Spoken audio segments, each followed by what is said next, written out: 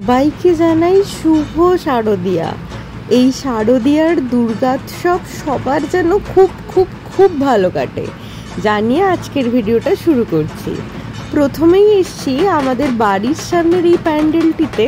প্রথমেই আমাদের বাড়ির কমপ্লেক্সের যে পুজোটা হয় বা সোসাইটির পুজোটার প্যান্ডেল দেখিয়ে আমাদের ব্লগটা শুরু করছি। আসলে আমাদের সোসাইটির পুজোটাতে এখন অবধি ঠাকুর আসেনি। এরপরে চলে এসেছি এই আমাদের বাড়ির সামনেই এক ক্লাবে বন্ধুমহল স্পোর্টিং ক্লাবের পুজোতে। এটা একটা থিম বেস পুজো, আর এখানে করেছে বুদ্ধ ধর্মের যে উইশ ফুলফিলার যে ঘন্টাগুলো থাকে সেই ঘন্টাগুলো দুই সাইডে দিয়ে ডেকোরেট করেছে। পরে এসেছি ডানলপের রবীন্দ্রনগরের পুজোতে। এখানকার থিম ছিল ট্রাম। 10:30 বাজে, পুরো অন্ধকার, লাইট জ্বলছে খালি। আমাদের এখনকার পুজো পরিক্রমা স্টার্ট হচ্ছে রাত 10:30 থেকে। এখান থেকে এখন ডানলপ মোড়ে যাব, ওই জন্য এখন টোটো করে নিচ্ছি। ওখান থেকে অটো করে তারপর বাসে করে যাব সিথির মোড়। ঘড়িতে বাজে প্রায় রাত 11টা মতো। এখন রয়েছি ডানলপ মোড়ে। এখান থেকে একটা বাস ধরে নিয়েছি, বাসে করে এখন নামবো সিথির মোড়। সিথির মোড়ের প্যান্ডেলটাও শুনেছি খুব ভালো হয়। আর আজকে চতুর্থীর রাত রাস্তাঘাট যখন বেরিয়েছিলাম তখন বেশ ফাঁকা ছিল। চারিদিকে বড় বড় লাইটিং করা আছে, মনে হচ্ছে যেন পুজো শুরু। আমরা রয়েছি সিথির মোড়ের সামনে যে স্থানীয় মন্দিরটা রয়েছে সেখানে প্রণাম করে আমাদের দুর্গাপুজো পরিক্রমা নর্থ এবং সেন্ট্রাল কলকাতারটা এখান থেকেই শুরু করলাম। এখানের প্যান্ডেলটাও করেছিল বেশ সুন্দর, একটা থিম বেসড প্যান্ডেল ছিল।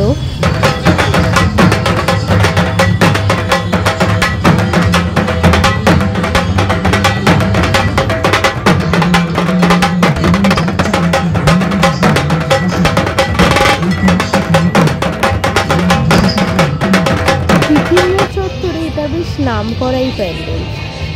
আর পরবর্তীকালে এই প্যান্ডেলটা যতগুলোই প্রাইজ পেয়েছিল সেইগুলোই এখানে সামনে সারি বেঁধে রাখা আছে।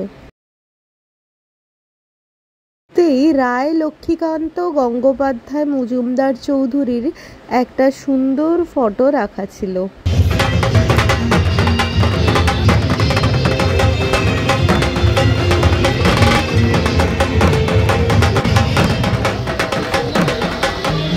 এই পুজোটার থিম ছিল কলকাতার হেরিটেজ। এখানে বিভিন্ন ধরনের আর্টিফ্যাক্ট, যেগুলো কিনা আগে আমাদের এখানে ব্যবহৃত হতো, সেই সমস্ত আর্টিফ্যাক্টসগুলোকে এখানে রাখা আছে। আর এখানে প্রত্যেকটি জায়গাতে দেওয়াল লিখনির মাধ্যমে আমাদের কলকাতার ইতিহাসকে তুলে ধরা হয়েছে। এখানে সেই ওল্ড কলকাতাকে তুলে ধরা হয়েছে, সেই সময় হয়তো আপনি বা আমি এখানে জন্মাইনি। এরপরে আমরা বন্ধুদল স্পোর্টিং ক্লাবের ঠাকুর দেখে এখন আমরা সিথির মোড় থেকে হাঁটা শুরু করলাম শ্যামবাজারের উদ্দেশ্যে। শ্যামবাজারে তো প্রচুর ঠাকুর হয়, তাই জন্য ইচ্ছে ছিল ওখানে যাওয়ার। আর রাতে হাঁটতে হাঁটতে দেখলাম কিছু কিছু ছোট হাতিতে করে তাদের ঠাকুর নিয়ে যাচ্ছে। এই দৃশ্য কলকাতা ছাড়া আর কোথায়। আমরা এখন আর না হাঁটতে পেরে একটা উবের ধরে নিয়েছিলাম। এটা আর কি চিড়িয়া মোড় থেকে শ্যামবাজার পর্যন্ত আমাদেরকে ছেড়ে। আমরা এখন আছি টালা বারোয়ারির দুর্গা উৎসবের সামনে, আর এটা হচ্ছে হলো এন্ট্রান্স গেট। এখন ঢুকবো, টালা বারোয়ারির ভেতরে ঢুকছি। আর সামনে সব বড় বড়, এগুলো কি অ্যাডভার্টাইজমেন্ট না, অ্যাডভার্টাইজমেন্ট পোস্টার। আজকে চতুর্থী বলে প্রায় অনেকটাই কিন্তু ফাঁকা ফাঁকা। এর আগের বছর আমরা নবমীর দিন এসেছিলাম, প্রচণ্ড ভিড় হয়েছিল।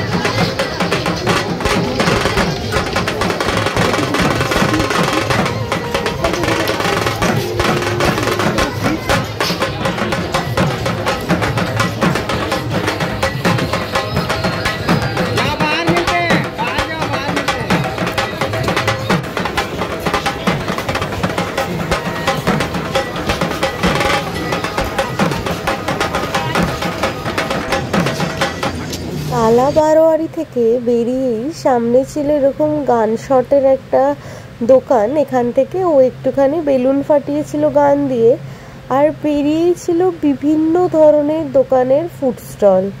আর প্রচুর মানুষ হয়তো ক্লান্ত হয়ে এখানে হয়তো বসে কিছু খাবার খাচ্ছে। কি না ছিল বিরিয়ানি, চিকেন, পোলাও, সব কিছুরই এখানে ছিল প্রচণ্ড সমাহার। এরপরে আমরা চলে এসেছি ফ্রেন্ডস ইউনিয়নের দুর্গাপুজোতে। আর সামনেই এখানে করেছিল দুবাইয়ের আদলে তৈরি প্যান্ডেল।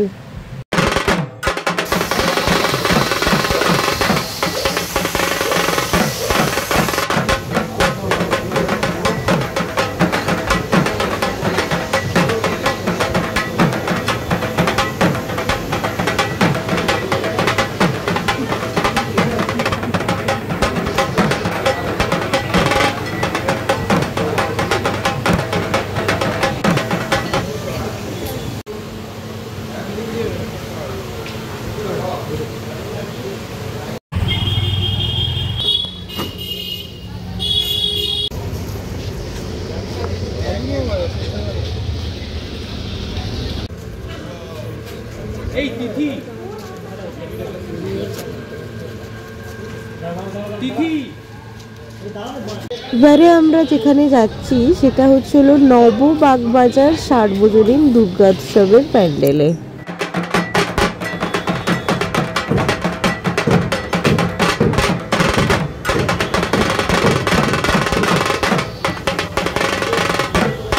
এরপরে আমরা যেখানে আসছি সেটা হচ্ছে হলো বাগবাজার সার্বজনীনের দুর্গোৎসবে। ওই দেখুন ওখানে বাগবাজার লেখা আছে। এই প্যান্ডেলটিও ছিল অসম্ভব সুন্দর একটা টিনের আদলে তৈরি প্যান্ডেল, আর ভেতরে ঢাকের সাথে ঠাকুর ছিল।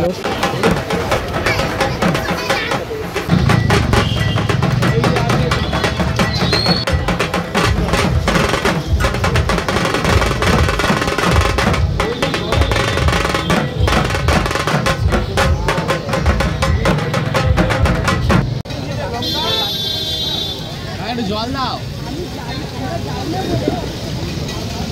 টাইমটা দেখো কটা বাজে? সামনে আর সামনেই আহিরিটলা।